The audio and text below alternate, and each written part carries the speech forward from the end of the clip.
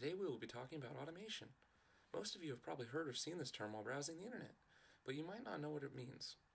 Automation is the process of creating machines to do repeated tasks that until then have been done by humans.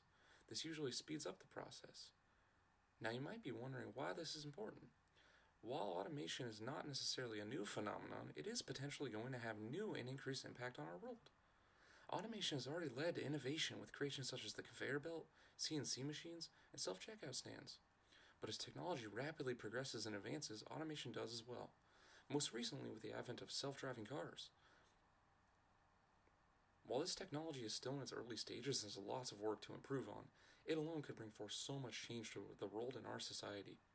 If the tech for self-driving cars gets implemented across the board, it could change the face of the automobile industry, along with the entire driving workforce. With budding technology on the rise, it can be hard to tell where it will take us. How far will this technology spring our society into the future? And what kind of future will we find ourselves in? When considering the possibilities of automation, there appear to be two common outlooks.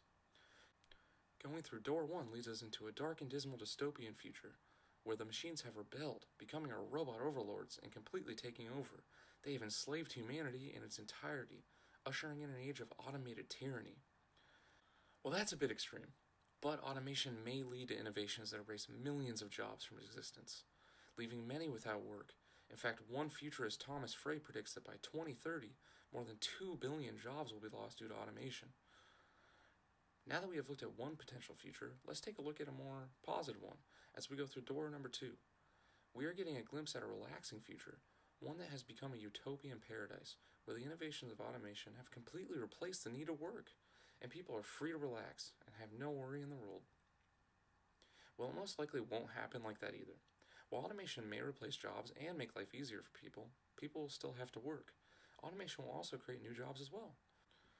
There will be a need for workers who can create the machines and keep them running smoothly.